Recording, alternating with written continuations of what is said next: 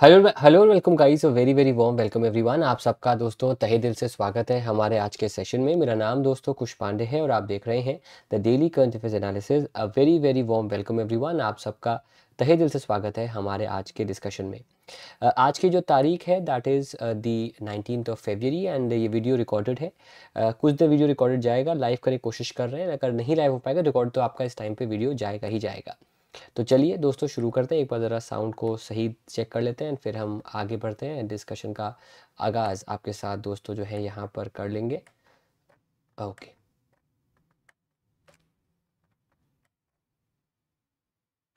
चलिए चलिए दोस्तों, तो शुरू करते हैं डिस्कशन का आगाज़ आपके साथ। आज आपके साथ जो है वो कर लेते हैं एंड आते हैं आज के पहले कोट पे। I was born to make mistakes, not to fake perfection. Perfection जैसा कोई नहीं होता अल्टी अनलेस आप परफेक्शन क्लास कर रहे हैं निमिषा मैम की, तो बेस्ट क्लास है, लेकिन बारिंग दैट कोई भी परफेक्शन नहीं हो पाता। बिकॉज आपको लगातार काम करना पड़ता है, लगातार गलतियों सीखना पड़ता है। गलतियां करेंगे तो ही ग्रो करेंगे, ये बात हमेशा याद रखिएगा कि अगर आपको लगता है कि आप परफेक्ट हो गए हैं तो उसी दिन आपका फिर डाउनफॉल जो है वो शुरू होने की पूरे चांसेस बन जाते हैं। Which public sector bank has received approval from RBI to establish an international financial services center bank unit in Gift City? किस सार्वजनिक क्षेत्र के बैंक को गिफ्ट सिटी में अंतर्राष्ट्रीय वित्तीय सेवा केंद्र बैंकिंग इकाई स्थापित करने के लिए भारतीय रिजर्व बैंक से मंजूरी मिली है? उसका नाम है दोस्तों यहाँ पर बैंक ऑफ महाराष्ट्र। उसको परमिशन अभी हाल ही में मिली है। इनमें से यूनियन बैंक ऑफ इंडिया आपका न्यूज़ में है बिकॉज ये इंडिया का पहला बैंक है which is a member of the PCAF जो कि एक क्लाइमेट चेंज फ्रेमवर्क है। सेकंड मेंबर आपका PNB है। बैंक ऑफ बड़ौदा ने 5 ब्रांचेस अभी ओपन की हैं और ये ब्रांचेस जो हैं वो विमेन ब्रांचेस हैं जिनको ओपन किया गया है। और इनमें से 3 ब्रांचेस को ओपन किया गया है इन उड़ीसा, जबकि 2 ब्रांच जो है उन्हें ओपन किया गया है इन झारखंड। तो ओवरऑल 5 ब्रांचेस को बैंक ऑफ बड़ौदा ने अभी ओपन किया है।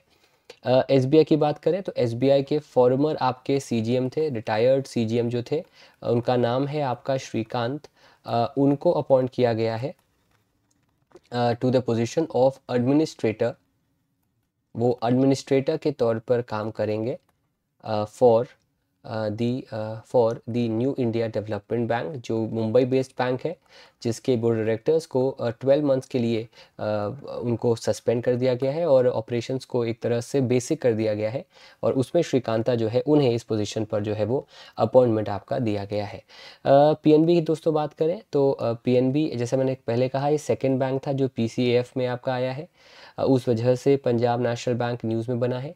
इसके अलावा इन्होंने कुछ महीने पहले अंतर्दृष्टि करके एक ब्रेल डेबिट कार्ड लॉन्च किया था जो कि ऐसे लोग जो विजुअली इम्पेयर्ड हैं उनके लिए ब्रेल भाषा में ये डेबिट कार्ड जो है उसको अभी हाल ही में जारी किया गया था। उस वजह से भी पंजाब नेशनल बैंक न्यूज़ में। इसके अलावा अशोक चंद्रा इसके बने हैं नए MD CEO।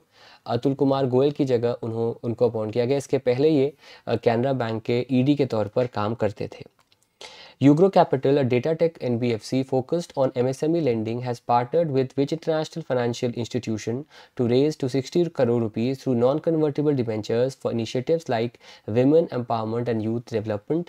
MSME ऋण पर केंद्रित data tech NBFC UGRO capital ने महिला सशक्तिकरण और युवा विकास जैसी पहलों के लिए गैर परिवर्तनीय डिबेंचर के माध्यम से 260 करोड़ रुपए जुटाने के लिए किस अंतर्राष्ट्रीय संगठन के साथ साझेदारी की है?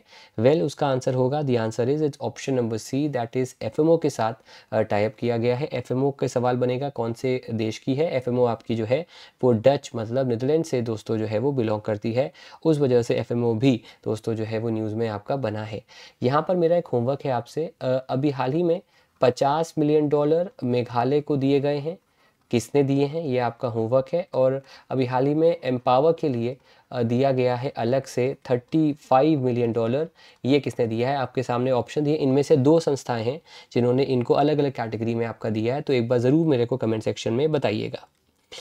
To enhance corporate governance and transparency, SEBI has launched a dedicated portal for reporting which type of transactions in India's securities market. SEBI ने एक dedicated portal launch किया है for related party transactions, ताकि उनको रिपोर्ट कर सकें और उनमें ट्रांसपेरेंसी ला सकें स्टॉक मार्केट में, ताकि कंपनी का प्रॉपर एनालिसिस हम कर सकें। Which Mumbai-based technology company has received the RBI's renewed authorization to set up, own and operate white label ATMs across India until 31st March 2026? Answer है इसका option B, that is Vakrangee limited. उसको ये permission जो है वो दोस्तों दिया गया है। इंडिया में टोटल में कितने आपके वाइट लेबल एटीएम है? इंडिया में टोटल में आपके 5 वाइट लेबल एटीएम है। इनमें से लेटेस्ट वाइट लेबल एटीएम बना था आपका अक्टूबर में। उस कंपनी का नाम बताना है आपको, आपका ये सवाल है, फटाफट बताइएगा।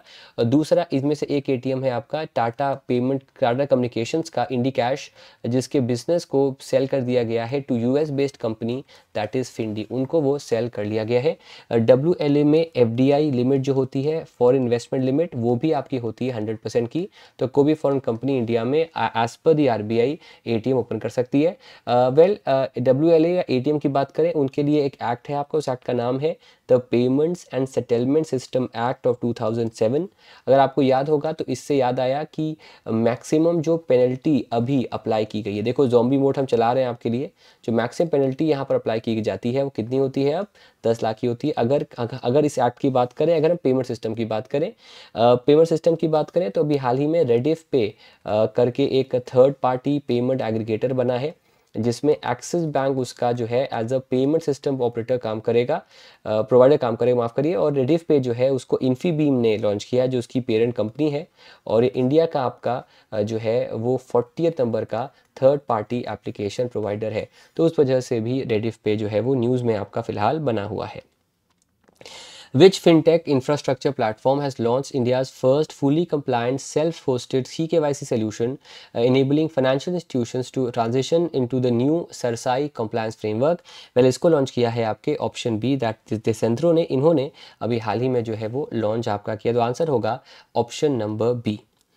अब आते हैं दोस्तों ज़ॉम्बी वर्ड्स पे, फटाफट ज़रा इसको डिस्कस करते हैं। और ये रहा आपके सामने। जी पहले इस पे आ जाए। हाँ, सबसे पहले दोस्तों, कौन से बैंक पे रिस्ट्रिक्शन लगाए हैं? उनके बोर्ड ऑफ मेंबर्स को सस्पेंड कर दिया गया है। तो उसका जो आंसर होगा, that answer would be RBI जो है, उन्होंने न्यू इंडिया कोऑपरेटिव बैंक के बोर्ड मेंबर सस्पेंड कर दिया है। जी, इसके अलावा दोस्तों, किस बैंक का ऑथराइजेशन को एक्सटेंड किया गया है till March of next year? Answer है वैकरांगी। डच कंपनी FMO के साथ किसने टाइप किया है? आंसर है यूग्रो कैपिटल। किसने बनाया है हाफ मैराथन का वर्ल्ड रिकॉर्ड? उनका नाम है जेकब किपलिमो, जो उगांडा से बिलोंग करते हैं। फिर कौन सी कंपनी को मिला है अप्रूवल, कौन से बैंक को मिला approval to open its first ever branch in GIFT City? Answer है बैंक ऑफ महाराष्ट्र। किस पब्लिक सेक्टर बैंक ने रेज किए हैं 2690 crore via infrastructure bond 7.5% interest? Answer bank of India. कौन होस्ट कर रहा है इस साल का ब्रिक्स समिट? आंसर ब्राज़ील होगा। दोस्तों, क्या imagine a world with more women in science campaign किसने लॉन्च किया है? आंसर यूनेस्को होगा। दोस्तों, मेटा का जो 50,000 किलोमीटर का केबल है वो इंडिया और किसके बीच डायरेक्ट कनेक्टिविटी इंप्रूव करेगा? आंसर होगा US और इंडिया के बीच। इसमें और कौन कौन से देश हैं आपके? साउथ अफ्रीका, ब्राज़ील के अलावा कौन से देश हैं? फटाफट जवाब दीजिएगा। जैनिक सिन्हा को 3 मंथ का बैन लगा है, ये कौन से देश के खिलाड़ी हैं? टेनिस के हैं। आंसर है इटली। कौन सा देश होस्ट कर रहा है अरब समिट? आंसर होगा आपका सऊदी अरेबिया। जो अरब लीग समिट होगा वो होस्ट हो रहा है आपका कायरो, इजिप्ट में। सेंट्रल गवर्नमेंट ने कितना अमाउंट सैंक्शन किया है for loan for Wayanad rehabilitation? Answer है 5 to 9.50 करोड़। इंडिया और किसने अभी हाल ही में 6th एडिशन धर्मा गार्जियन का किया? आंसर होगा इंडिया और जापान। DRDO ने किसके साथ टाइप किया है, MOU साइन किया? आंसर है मिधानी। श्री कृष्णवेनी क्या थे? वो एक पायनियर थे तेलुगु सिनेमा के। सोकार, ONGC और किसने अग्रीमेंट साइन किया है फॉर एनर्जी कोऑपरेशन? आंसर होगा MRPL। दोस्तों, किसने पार्टनरशिप किया है जियो हॉटस्टार के साथ? और पहली पार्टनरशिप है जहां पर रियल एनालिसिस होगा आपका एड स्पेंड्स का और अदर्स का। Answer Nielsen. 9th Asian winter games कहाँ हुए थे? आंसर है हार्बिन, चाइना। चाइना ने इसको टॉप किया। किस स्टेट ने लॉन्च की है अपनी clean mobility policy? Answer Karnataka होगा। कौन सा एडिशन अभी ब्रिटिश अकेडमी फिल्म अवार्ड्स का दिया गया? Answer 78th। International childhood cancer day कब होता है? जवाब दीजिएगा। किसको टर्म दिया है इलॉन मस्क ने as a smartest on earth? Answer होगा ग्रॉक 3। शर्वरी बनी है किस कंपनी की ब्रांड एम्बेसडर? आंसर होगा Sprite India. R Subramanya Kumar को एक्सटेंशन मिला है कौन से MD CEO बैंक का? आंसर है RBL बैंक। PD सिंह किस बैंक के बने हैं इंडिया में CEO? Answer standard charter. और आखिरी में प्रतुल मुखोपाध्याय कौन थे? ये एक बंगाली सिंगर सॉन्ग राइटर थी, उनकी अभी हाल ही में डेथ हो चुकी है। अब आते हैं दोस्तों RBI जंक्शन पर। मैं नहीं हूँ आपके साथ अभी लाइव, लेकिन मैं चाहता हूँ एक बार सब लोग ज़रा स्माइल कर दीजिए फटाफट ज़रा। चलिए अब आते हैं आज की पहली खबर पे। एक वर्ड हमने पढ़ाया है आपको बी ए बैंकिंग मास्टर प्रो में भी, बैंकर बाबू में भी, और वर्ड है आपका लोकपाल। ठीक है, इसको लेकर कन्फ्यूजन होता था कि एक तो लोकपाल गवर्नमेंट का है और एक लोकपाल जो है आरबीआई का है। क्या ये दोनों लोकपाल सेम है? वेल ये एक होता ना, एक ये यक्ष प्रश्न था। It was a very important question, है ना, it was a very pertinent question. इसका जवाब किसी के पास नहीं था, लेकिन आरबीआई ने कहा है कि नहीं, अब जो ओम्बड्समैन होगा आरबीआई का वो लोकपाल नहीं कहलाया जाएगा, उसे कहा जाएगा रिजर्व बैंक ओम्बड्समैन, या फिर रिजर्व, और योजना कहा जाएगा रिजर्व बैंक ओम्बड्समैन योजना 2021, उसको हम लोकपाल नहीं कहेंगे। सबसे पहले तो आइए ज़रा जानते हैं ये आरबीआई ओम्बड्समैन है क्या। देखिए, आरबीआई ओम्बड्समैन एक आरबीआई का सीनियर अधिकारी होता है जो कंप्लेंट जो बैंक सॉल्व नहीं कर पाते हैं उनको वो एड्रेस करता है और 30 डेज़ के अंदर उसका सलूशन देता है। उसके पास पावर है कि वो 20 लाख रुपए अमाउंट तक का जो एक ग्रीवेंस है, अगर अमाउंट पे ग्रीवेंस है उतना ग्रीवेंस वो ऑथराइज कर सकता है, उसके ऊपर का ग्रीवेंस ऑथराइज नहीं कर सकता। और ये तब कर सकता है जब 30 डेज़ का टाइम ऑलरेडी बैंक ने ले लिया है और या तो बैंक फेल हो गया है सोल्यूशन देने में, या जो कस्टमर है वो डिससैटिस्फाइड है। दोनों ही केस में जो कंप्लेन होती है वो फिर आरबीआई ओम्बड्समैन के पास जाती है। कंप्लेन आपकी हो सकती है बैंक की, कंप्लेन हो सकती है एनबीएफसी की, या फिर कंप्लेन हो सकती है आपकी डिजिटल ट्रांजैक्शंस की। हाल ही में इसमें जो क्रेडिट इंफॉर्मेशन कंपनीज हैं, इंडिया में आपकी 4 हैं, उनको भी इसमें ऐड किया गया है। तो अगर इनमें से किसी कंप्लेंट होगी, उसका सारा जो आपका एक ग्रीवेंस है after 30 days of failure of the bank और एनबीएफसी, वो कहाँ जाएगा? वो आरबीआई ओम्बड्समैन के पास जाएगा। ठीक है, आज से पहले इसको अगर आप आरबीआई लोकपाल बोलते चलता, लेकिन अब इसको आरबीआई लोकपाल आप नहीं बोल सकते, बिकॉज अकॉर्डिंग टू, यहाँ पर देखिए, according to Lokpal and Lokayukta Act of 2013, the establishment of Lokpal is or should be at the union level and Lokayuktas should be at the state level। तो Lokpal central level पे रहेगा, उसका ही एक state version Lokayukta रहेगा state level पर, जबकि RBI का ऐसा कोई वास्ता नहीं है। आरबीआई ने इसीलिए अपना जो नाम है उसको चेंज कर दिया है, रिजर्व बैंक इसका नाम पहले था, एकीकृत विकल्प योजना, इसको अब ओम्बड्समैन कहेंगे, या फिर अगर आपको कहना होगा तो अब कहना होगा आरबीआई लोकपाल कहना होगा। इसको आप सिर्फ लोकपाल नहीं कह सकते, ये बात आपको समझ में आ रही? या फिर अगर सिंपल कहें तो you will always refer to this as RBI ombudsman, उसे आप अलग से लोकपाल जो है वो सिग्निफाई नहीं कर सकते, बिकॉज जो सेक्शन 3 है लोकपाल लोकायुक्ता एक्ट का, उसमें आरबीआई का मेंशन नहीं है। तो लोकपाल की डेजिग्नेशन तभी हो पाएगी जब उसे मेंशन किया जाएगा लोकपाल एंड लोकायुक्ता एक्ट 2013 में, लेकिन चूंकि आरबीआई का डिफरेंट एक्ट है तो उसको हम लोकपाल नहीं कहेंगे, उसको हम आरबीआई लोकपाल कहेंगे या फिर आरबीआई ओम्बड्समैन कहेंगे। तो ये बड़ा चेंज यहाँ पर दोस्तों आया है। अब यहाँ पर एक ट्रिविया या फिर एक आपका होमवर्क मैं आपसे देना चाहता हूँ।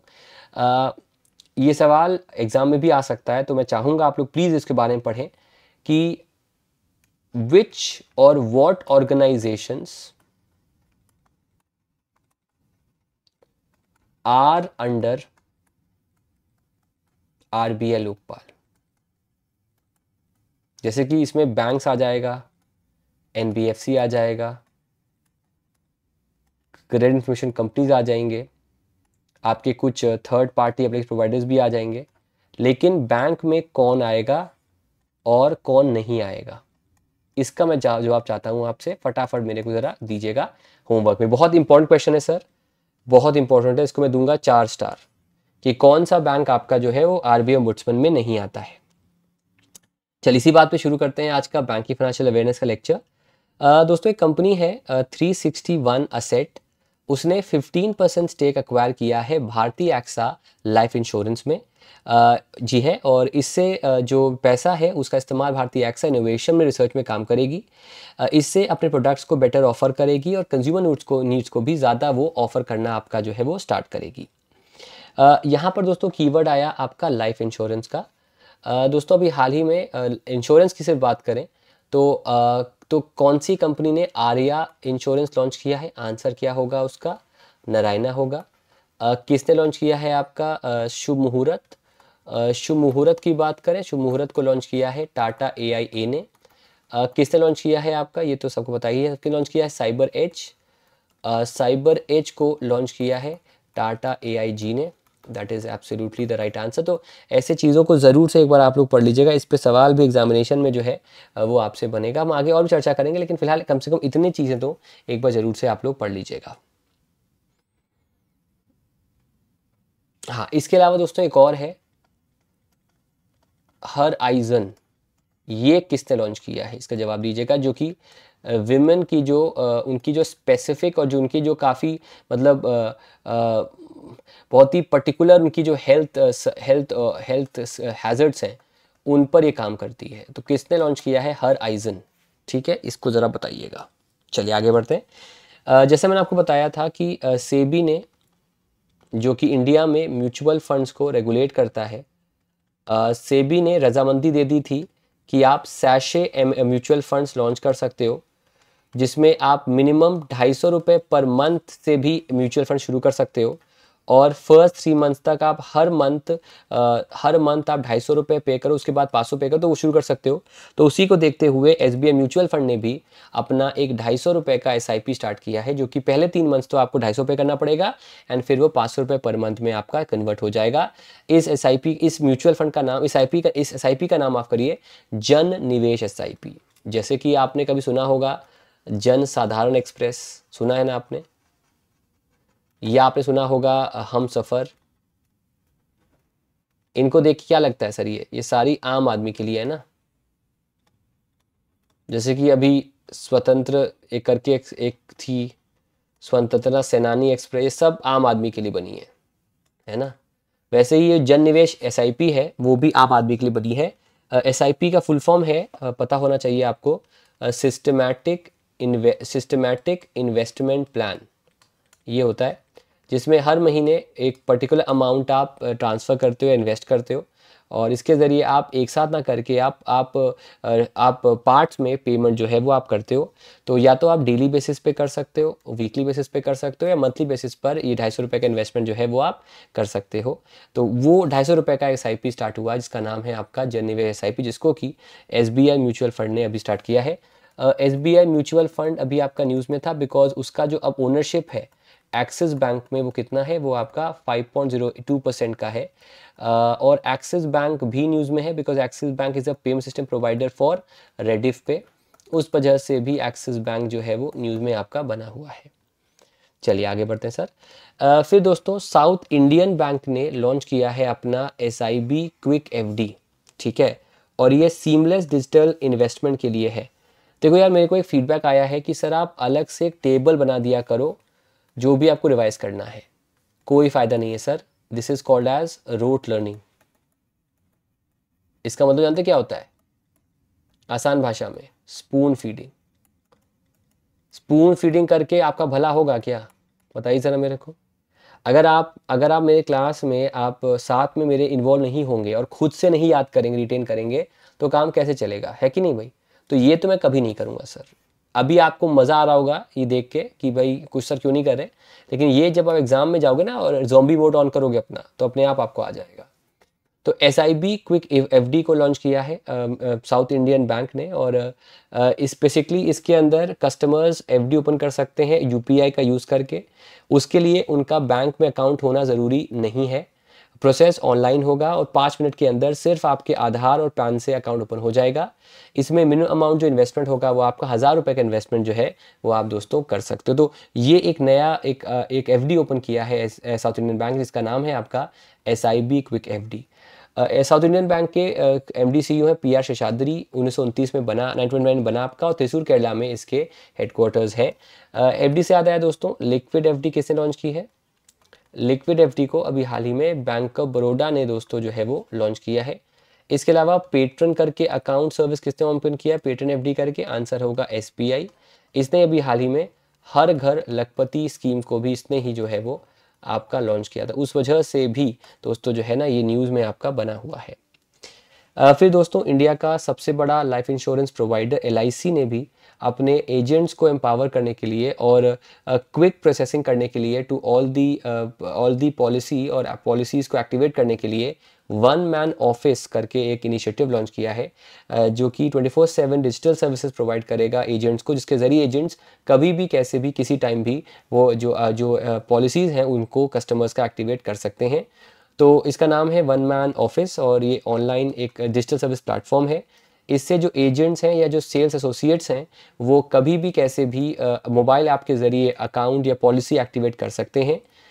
बेसिकली होगा क्या कि ये जो ये बेसिकली एक ऐसी ऐप होगी जिसमें agents, development officers, senior business associate, chief life insurance advisors, LIC associates, chief organiser, ये सारे लोग इसका पार्ट हो सकते हैं और इसके ज़रिए 24/7 कभी भी कैसे भी जो एलआईसी पॉलिसी है उसको हम एक्टिवेट कर सकते हैं। तो basically it's a game changer in terms of LIC policies कि भाई अभी क्या होता था कि एक निश्चित समय था जिस समय में आप एलआईसी पॉलिसी एक एजेंट अपने थ्रू कर सकता था, लेकिन अब एजेंट के पास बस ऐप होनी चाहिए and the app should be active, it should be online. अगर वो होगी तो फिर वो जो एजेंट है वो कभी भी आपके लिए पॉलिसी जो है वो एक्टिवेट करवा सकता है। फिर दोस्तों वैसे तो ये खबर पुरानी है क्योंकि इसकी चर्चा तो पिछले 1 से 2 साल से हो रही है कि भाई हमें एक सपना पूरा करना है। सपना है इंश्योरेंस फॉर ऑल बाय 2047। ये एक सपना है आपका, ये पूरा करना है और उसको पूरा करने के लिए इन्होंने एक बीमा ट्रिनिटी करके एक योजना पे काम किया था। अब जो बीमा ट्रिनिटी है बेसिकली ये 3 हिस्सों से बनी है और फाइनली अभी हाल ही में 9th एडिशन हुआ था बीमा मंथन का, ठीक है। और उस एडिशन में बेसिकली अनाउंस किया गया है, ये एडिशन हुआ था आपका 13-14 फेब को। इसमें प्राइमरली अनाउंस किया गया है कि भाई अब हम इसको लॉन्च कर रहे हैं, ऑफिशियल लॉन्च कर रहे हैं इन 3 हिस्सों को और बीमा ट्रिनिटी, ठीक है। बीमा सुगम, बीमा विस्तार और बीमा वाहक, इसको इरडाई लॉन्च कर रहा है। इसके लिए जैसे मैंने पहले कहा 9th एडिशन था बीमा मंथन का, जहां पर इसका अनाउंसमेंट जो है वो आपका अभी रिसेंट में किया गया। बीमा सुगम जैसे कि आपने देखा होगा पॉलिसी बाज़ार, वैसा ही एक ये मार्केट प्लेस होगा, सरकारी मार्केट प्लेस होगा जहां पर इंश्योरेंस को आप बाय कर सकते हो, रिन्यू कर सकते हो, प्रीमियम पे कर सकते हो, ये सारे काम होंगे।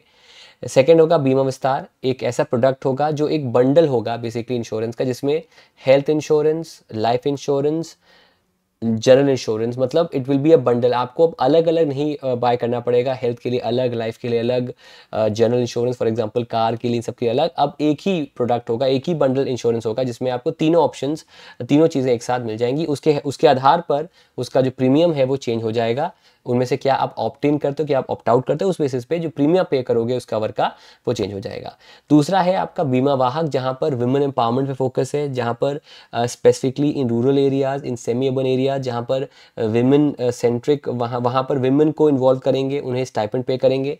इसके लिए एक योजना भी लॉन्च हुई थी बीमा सखी, जिसको एलआईसी ने सबसे पहले लॉन्च किया था। उसका मकसद यही है कि हम लोकल लेवल पर, रूरल लेवल पर, सेमी अर्बन लेवल पर हम महिलाओं को इन्वॉल्व करें, उनके ज़रिए फिर जो इंश्योरेंस पॉलिसीज़ है उसकी अवेयरनेस एंड उसके एक्टिवेशन जो है वो इन एरियाज़ में कराएं, ताकि लास्ट माइल तक इंश्योरेंस जो है वो हम प्रोवाइड कर सके। उसके लिए इसको दोस्तों लॉन्च किया गया। तो 3 योजनाएं हैं आपकी, बीमा सुगम, बीमा विस्तार और बीमा वाहक।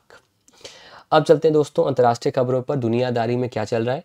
दोस्तों दुनिया का सबसे महंगा जो गाय है वो भारत में है और ये आंध्रा ओरिजिन की ब्रीड है। And Andhra origin breed has become the world's most expensive cow.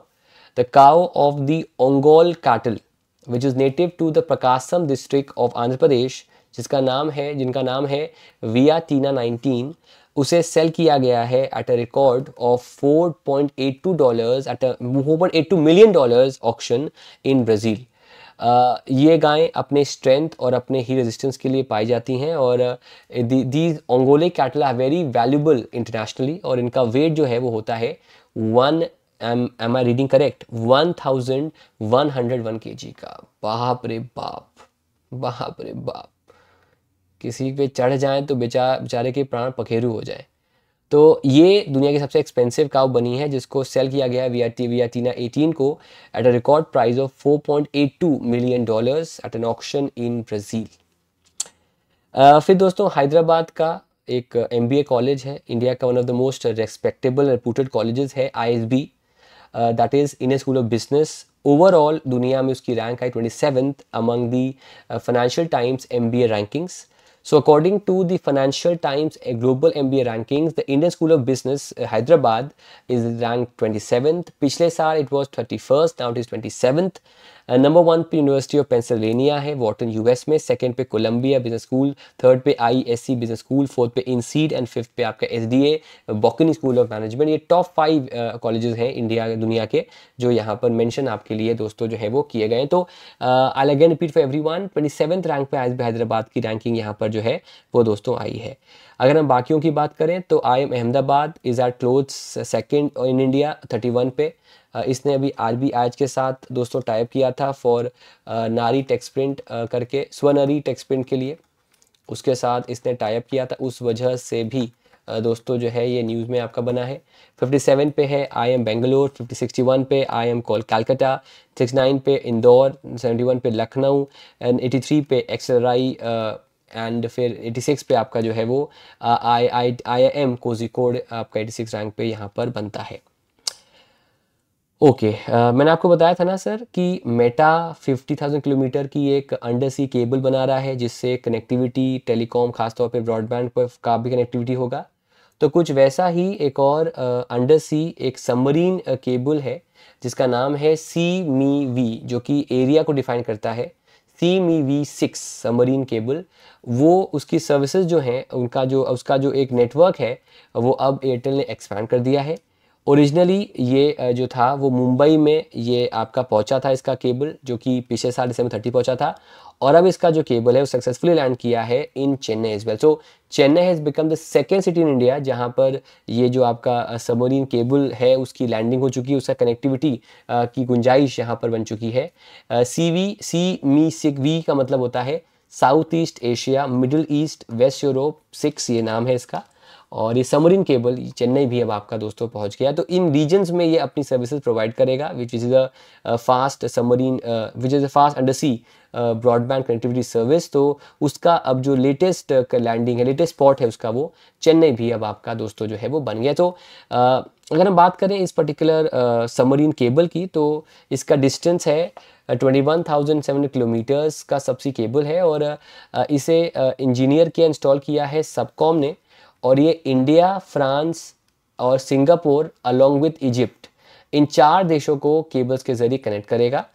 ये सिस्टम को डिज़ाइन किया गया to enhance connectivity between Asia, middle east, Europe and high capacity low latency data transmission पर भी आपका दोस्तों जो है ये काम करेगा. So India is one of the most pivotal points for this particular sea cable as well. तो उस लिहाज से भी चेन्नई में इसका लैंडिंग होना, चेन्नई में इसका कनेक्शन होना बहुत ज़्यादा इंपॉर्टेंट हो जाता है. तो इसको लैंड किया है एयरटेल ने और ये एक इंटर कॉन्टिनेंटल आपका सबमरीन केबल है फॉर ब्रॉडबैंड कनेक्टिविटी, और ये अब चेन्नई में आपका जो है वो लैंड कर चुका है. चेन्नई में इसका कनेक्टिविटी जो है वो अब आने की गुंजाइश हो चुकी है. दुनिया से देश में चलते हैं दोस्तों. अभी रैंकिंग आई थी फ्यूचर ब्रांड इंडेक्स 2024 और इस रैंकिंग में, इस ग्लोबल रैंकिंग में रिलायंस आपका नंबर 2 पे है और नंबर 1 पे आपका जो है वो सैमसंग है, जबकि नंबर 3 पर पछाड़ा है रिलायंस ने एप्पल को. और ये एक एग्जांपल है कि इंडियन कंपनीज़ का इन्फ्लुएंस दुनिया बढ़ता जा रहा है. और basically it's a ranking, it has ranking presenting strong brand perception and innovation.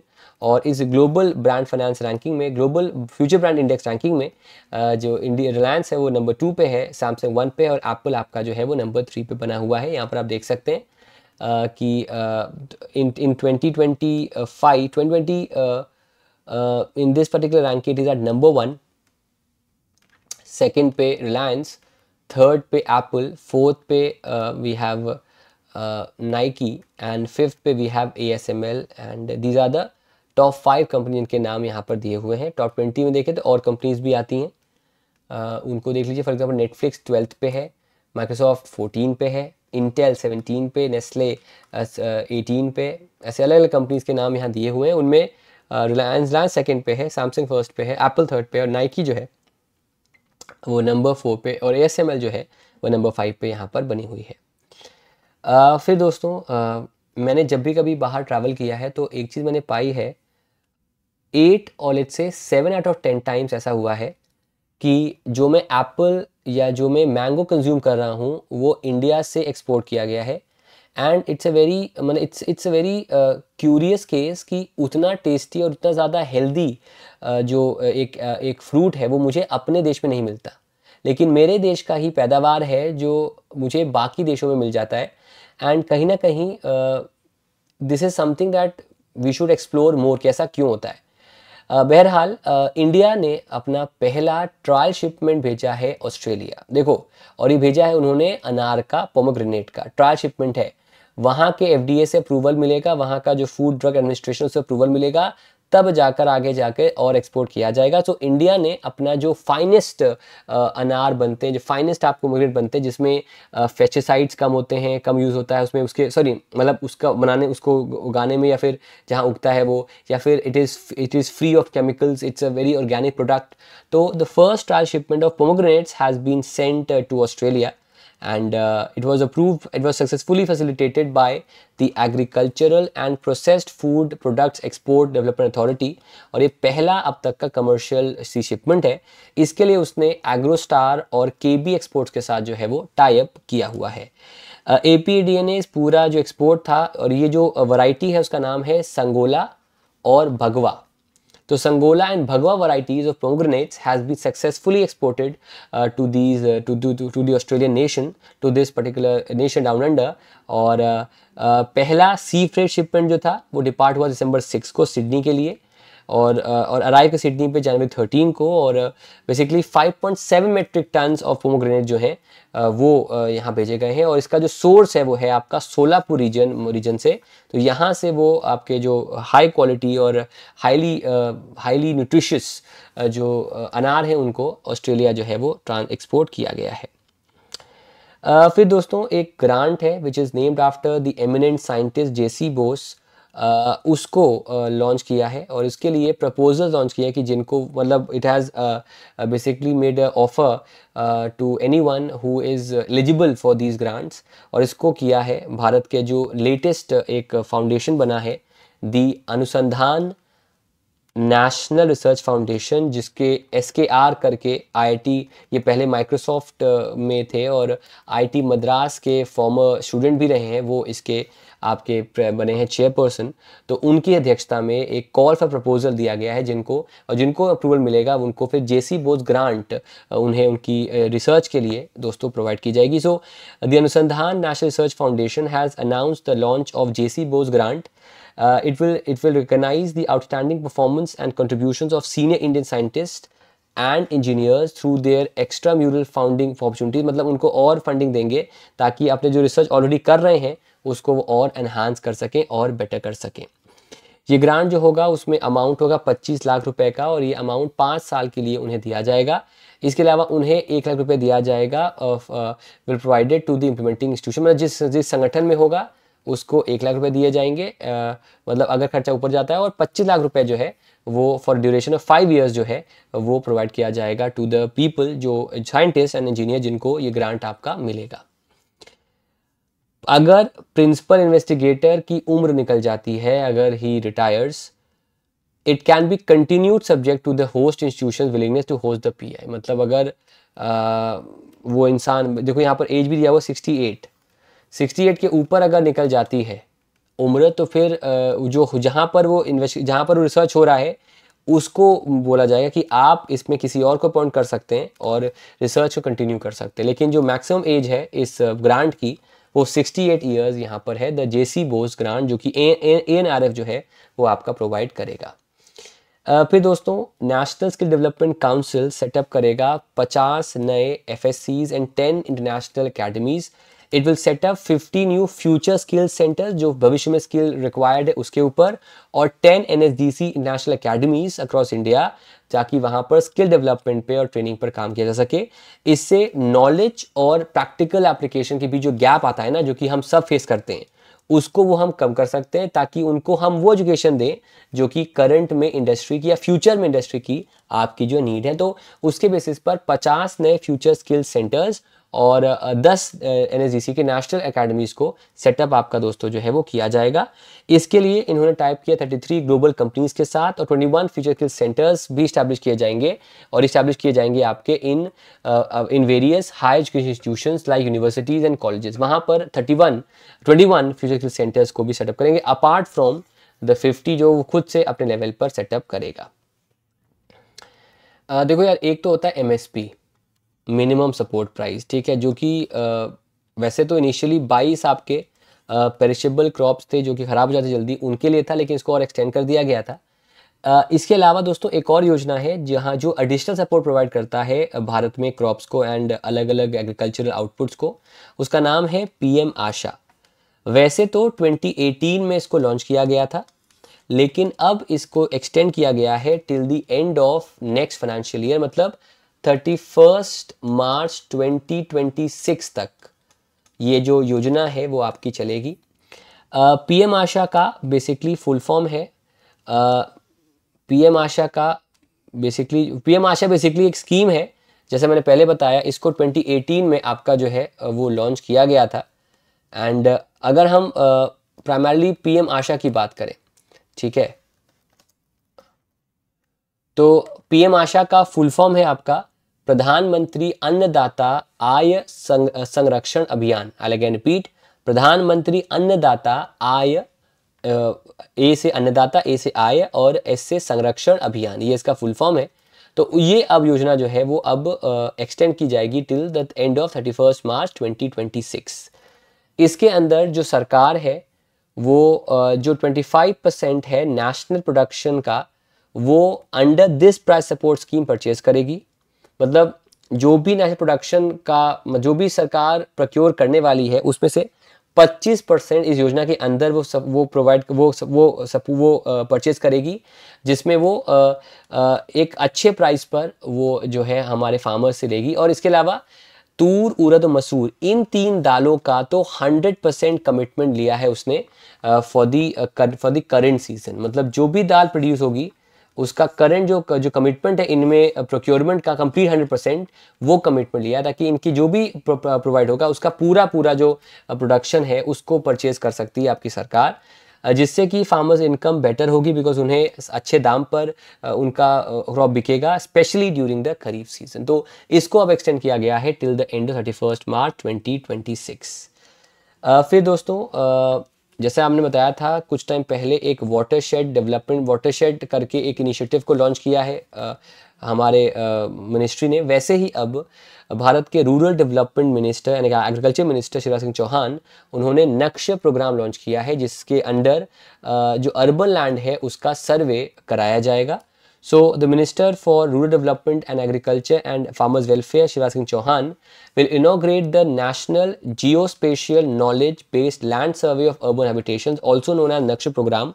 और इनिशियली इसमें इंडिया की 152 अर्बन लोकल बॉडीज़ को पार्टिसिपेट कराया जाएगा, जो 26 स्टेट्स और 3 यूटीज़ में बिलोंग करती है। और इस इनिशिएटिव को लॉन्च किया गया एट रायसेन इन मध्य प्रदेश।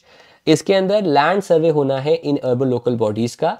बेसिकली सर्वे करने के बाद जो लैंड रिकॉर्ड्स हैं वहाँ पर ज़मीन के जो आपके कागजात या उनके जो रिकॉर्ड्स हैं उसको अपडेट किया जाएगा, जिससे प्रॉपर डॉक्यूमेंटेशन हो पाए लैंड ओनरशिप का और अर्बन प्लानिंग इम्प्रूव हो पाए और लैंड डिस्प्यूट जो है उनको हम सॉल्व कर पाएँ। इसके लिए जो मध्य प्रदेश की स्टेट इलेक्ट्रॉनिक डेवलपमेंट कॉरपोरेशन है वो डेवलप करेगी एक end to end web geographical indication platform, जिसके ज़रिए हम मैप के ज़रिए हम जान पाएंगे कौन से एरियाज़ में हमें प्रॉपर डॉक्यूमेंटेशन चाहिए है। और इस पर्टिकुलर प्लेटफॉर्म को बनाया है in collaboration with the national informatics central services inc, उनके साथ मिलकर इसे बनाया भी गया। तो नक्श प्लेटफॉर्म को लॉन्च किया है हमारे भारत के एग्रीकल्चर मिनिस्टर ने रायसेन में, और इनिशियली 152 अर्बन लोकल बॉडीज़ होंगी और आगे चलकर और बॉडीज़ को ऐड करेंगे, ताकि यहाँ पर हम लैंड सर्वे करके प्रॉपर डॉक्यूमेंटेशन जो है वो कर सकें।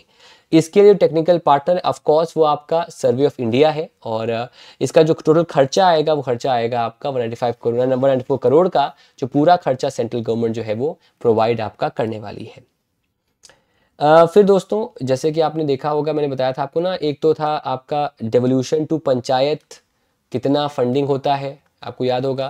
तो उसमें अलग अलग आपके नंबर्स थे, अलग अलग स्टेट से आपके कितना फंडिंग हुआ था। तो कहीं ना कहीं पंचायत लेवल पर, रूरल लेवल पर काम चल रहा है। और अभी हाल ही में एक रूटेज स्मार्ट विलेज सेंटर को भी लॉन्च किया गया है। Professor Ajay Sood, the principal scientific adviser to the government of India, उन्होंने रूरल टेक्नोलॉजी एक्शन ग्रुप का स्मार्ट विलेज सेंटर सेटअप किया है मंदौरा विलेज सोनीपत में।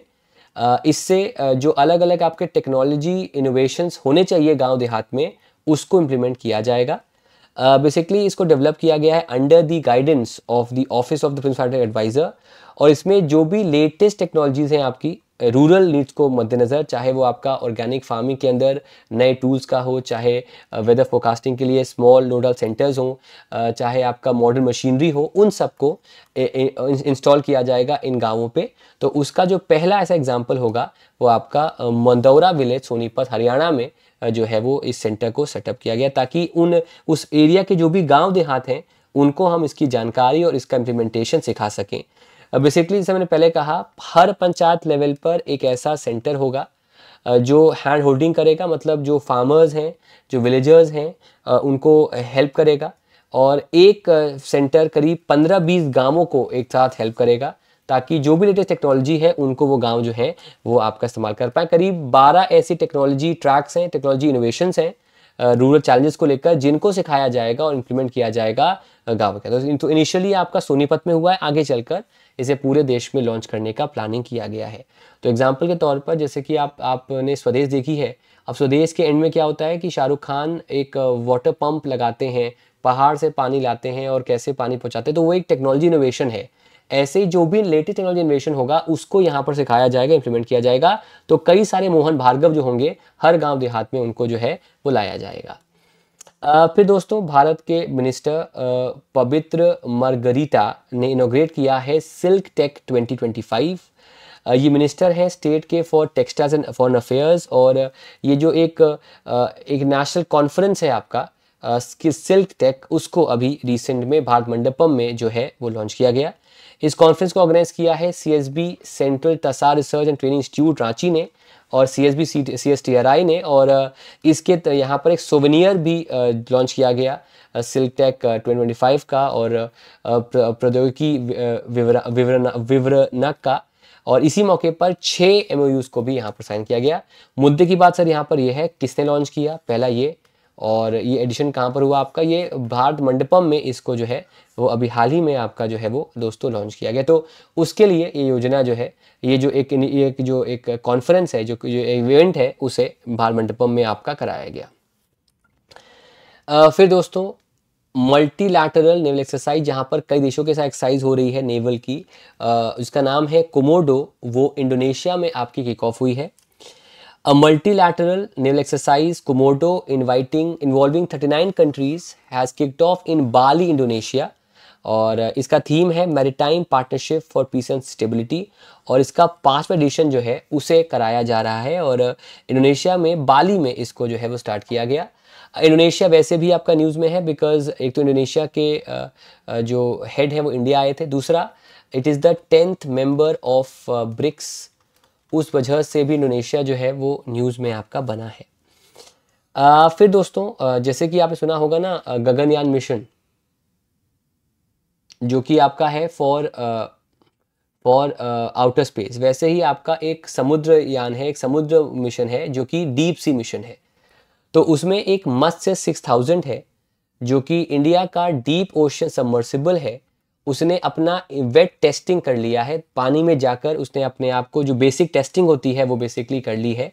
And is a part of the Samudrayaan और द डीप ओशन मिशन। और बेसिकली ये जो मिशन है समुद्रयान का, उसे लीड किया है ministry of earth sciences and create किया है इसको by the national institute of ocean technology ने, ताकि जैसे कि आउटर स्पेस में जा रहे हैं ISRO के जरिए, वैसे डीप सी में हम जाएंगे अंडर दी समुद्रयान मिशन, जिसको लीड किया है मिनिस्ट्री ऑफ अर्थ साइंसेज ने। बेसिकली ये जो मत्स्य 6000 है सबमर्सिबल जो इंडिया का है पहला डीप ओशन का सबसे बड़ा, उसमें 3 ह्यूमन जा सकते हैं। और इसका हल होता है 2.1 मीटर्स का, जो इसका पतवार जिसे कहते हैं वो 2.1 मीटर्स का होता है। और इसका टेस्ट कराया गया आपका जनवरी 27 से फरवरी 12 तक। और इसका लोकेशन था the L&T ship building Kattupalli port in Chennai. तो इट इज़ बेसिकली टेस्टिंग हो रही है आपकी, अभी और टेस्ट होना बाकी है। एंड ये इंडिया का it will be a very big fillip in the deep sea research जो कि इंडिया करना चाहता है। तो एक तरफ गगनयान है, एक तरफ आपका ये डीप सी ओशन मिशन है, जिसका अंदर एक मत्स्य 6000 का सबमर्सिबल है, जिसका वेट टेस्टिंग आपका हुआ है। ठीक है जी, आगे बढ़ते हैं सर। फिर दोस्तों इंडियन नेवी ने लॉन्च किया है 8th MCA barge LSAM-11। Indian navy ने अपना 8वां मिसाइल कम एम्यूनिशन बार्ज, अपना आठवां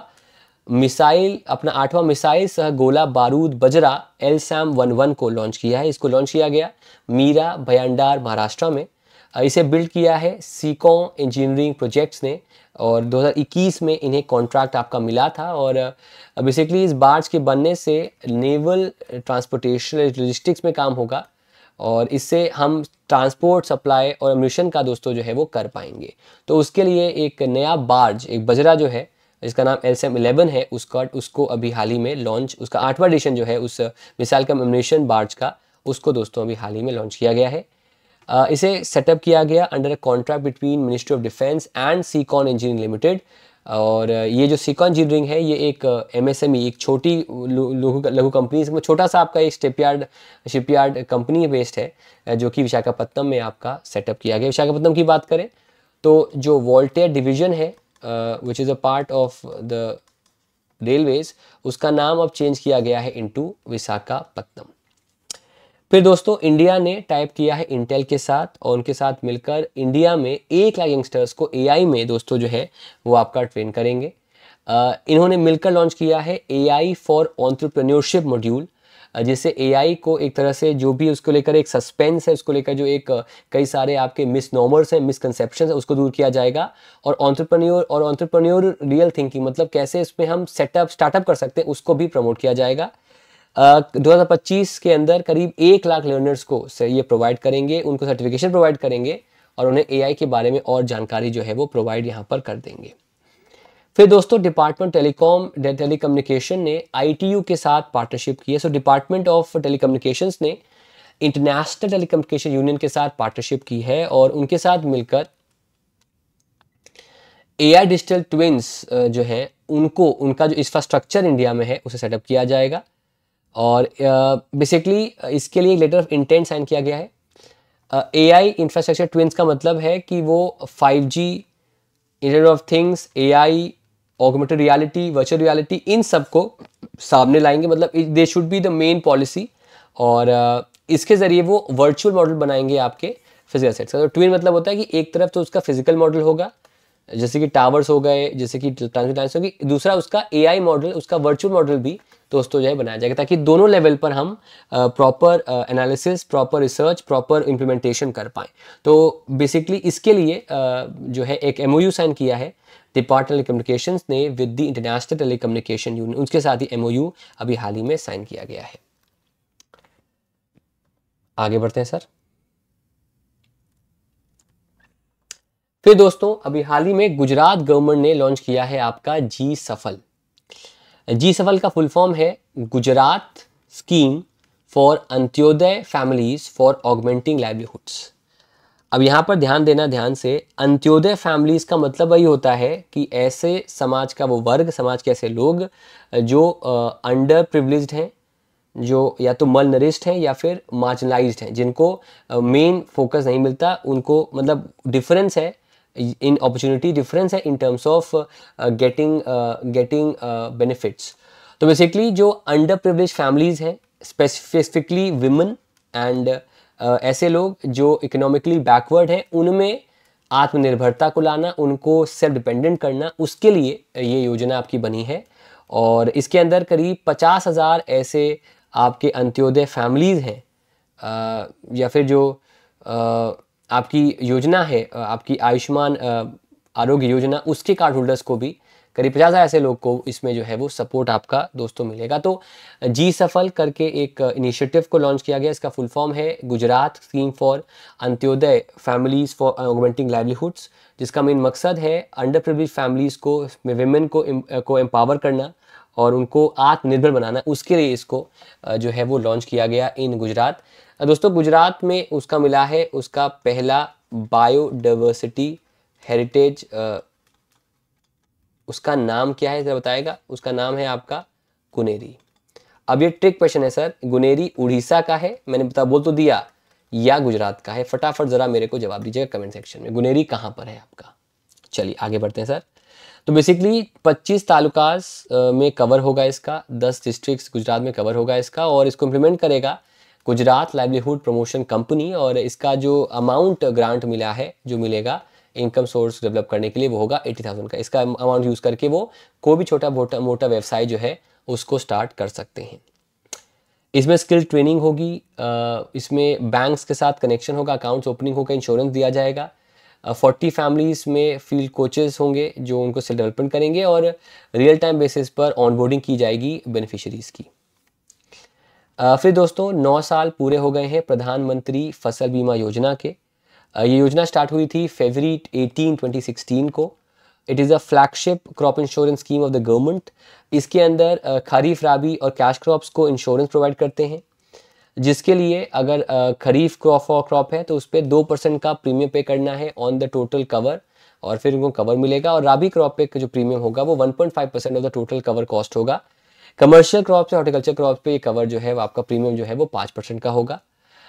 जी अभी तक 1.75 लाख करोड़ के क्लेम्स जो है उन्हें दिया जा चुका है, और ये क्लेम करीब 23.22 करोड़ फार्मर्स को जो है वो डिसबर्स अभी तक ऑलरेडी कर चुके हैं। तो अपने लेवल पर it has been a successful scheme, जहां पर वो crop insurance cover cost farmers को जो है प्रोवाइड करती है। जनवरी 2025 में यूनियन कैबिनेट ने कहा था कि जो PMFBY स्कीम है और जो restructured weather based crop insurance scheme है उसको एक्सटेंड किया जाएगा, और वो अगले फाइनेंशियल ईयर तक, मतलब 31 मार्च 2026 तक चलेगी, और जिसका बजट सैंक्शन किया गया है आपका 69,515.7 करोड़ का। ये बजट आपका जनवरी में किया गया था for the upcoming financial year, ताकि इतना खर्चा करके हम प्रीमियम और हम जो इंश्योरेंस कवर है और फार्मर्स तक को हम पहुंचा सकें। फिर दोस्तों SBI कार्ड्स ने अपॉइंट किया है सलीला पांडे को as the MD and CEO from April 1, 2025। उससे ये जो SBI कार्ड्स हैं, जो आपकी कार्ड्स सब्सिडरी है SBI की, उसकी ये MD CEO के तौर पे काम करेंगी।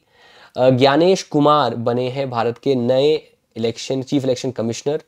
ही हैज़ बिकम, और सवाल यहाँ पर बनेगा किनको रिप्लेस किया है, एक तो सवाल ये बनेगा, और सवाल सेकंड बनेगा कौन से नंबर के आपके ये जो आपके इलेक्शन कमिश्नर हैं, ये जवाब दीजिएगा। क्या इन्होंने राजीव कुमार को रिप्लेस किया है? प्लीज़ कमेंट कीजिएगा कमेंट सेक्शन के अंदर। फिर दोस्तों नीता अंबानी को दिया गया है the governor citation in Massachusetts. Chairperson, founder of Reliance Foundation, Nita Ambani, Mukesh Ambani, was conferred with the prestigious Governor Citation by the Honorable Maura Healey, and basically इनका जो philanthropy वर्क है, चैरिटी वर्क है, उसके लिए इनको ये सम्मान जो है अभी हाल ही में मौरा हीली ने दिया, जो गवर्नर है मैसाचुसेट्स की, और उनको ये गवर्नर साइटेशन जो है सम्मान इन्होंने अभी हाल ही में प्रोवाइड किया है। फिर दोस्तों तेजस ढींगरा ने जीता है अपना टाइटल, रिटेन किया title at the national equestrian championship in the show jumping event, और ये BR राइडिंग फैसिलिटी से हैं, और इन्होंने जीता है, फिर से रिटेन किया है नेशनल इक्वेस्ट्रियन चैंपियनशिप का मेडल, जो कि मोदी इक्वेस्ट्रियन अकेडमी में ओपन खेला गया in Meerut, Uttar Pradesh. With this guys we will come to an end. दोस्तों आपके लिए इंपॉर्टेंट सूचना, एक्सक्लूसिव ऑफर आपका जो है वो स्टार्ट हो गया है, बहुत सही टाइम पे स्टार्ट हुआ है। आपको यूज़ करना है कोड KP40। इस कोड का यूज़ करके आप जो सारा है इसको 40% ऑफ पर आप जो है वो हासिल कर सकते हैं। ये सारा ऑफरिंग जो है आपको 40% ऑफ पे मिल सकता है। अगर आपको अलग से GNotes Pro चाहिए तो इस पे कोड है आपका कुश। इसमें डेटा वर्स आता है, जिसमें हर हफ्ते का डेटा हम आपको 5 मिनट में याद करा देते हैं। ये मेरी गारंटी है आपकी। ये हमारा 100% एक रेवोल्यूशन प्रोडक्ट है, जहाँ पर एक स्लाइड है और एक 10 मिनट का मैक्सिमम वीडियो है, जहाँ पर विद इन 10 मिनट्स हम डिस्कस करेंगे, और विद इन 5 मिनट आपको इसके अंदर हम डेटा वर्स समझा देंगे, डेटा याद कर देंगे। हर हफ्ते का आता है। इसके अलावा ज़ॉम्बी वर्स आता है, उसका कंपाइल्ड PDF आता है, साथ ही साथ स्टैटिक GK ई बुक आती है इसके अंदर, और BBM Pro थोड़ा डिले हुआ है, लेकिन मार्च तक ये आपकी ई बुक जो है वो यहाँ पर आ जाएगी। अलग से लेना अलग से ले लो, वरना एक साथ ले लो। सफलता बैच जो है आपका स्टार्ट हो जाएगा मोस्ट प्रॉब्ली आपका 25-26 फरवरी तक। तो अभी ऑफर बढ़िया है, इसका बैच आने का वेट मत करो, ओवरऑल सब्सक्रिप्शन अवेल कर लो। KP40 कोड है आपका, इस कोड से ऑफर जो है हमारा वो अवेल आप कर सकते हो। इसका जो पेमेंट लिंक है हम आपको डिस्क्रिप्शन में और कमेंट्स में प्रोवाइड कर देंगे। न्यूज़ कनेक्टर्स पे आते हैं, ये रहा आपके सामने। And with this, we will come to an end. Thank you so much everyone for coming, and I'll meet you again now tomorrow. Bye bye. Thank you so much everyone. बस 2 दिन की बात है सर, फिर Monday से तो live sessions करेंगे ये आपके लिए। Thank you so much everyone, and bye bye guys, and take care. Thank you so much guys. Bye bye.